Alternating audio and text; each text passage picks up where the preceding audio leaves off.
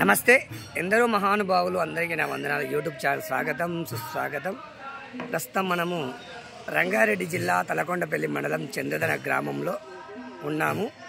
ఈరోజు మరి బండెల సుధాకర్ రెడ్డి లలితమ్మ పుణ్యదంపతుల స్వగృహంలో మరి హనుమాన్ చాలీస పారాయణము, అదేవిధంగా సత్యనారాయణ వ్రతాన్ని కూడా మరి చేయడం జరుగుతుంది.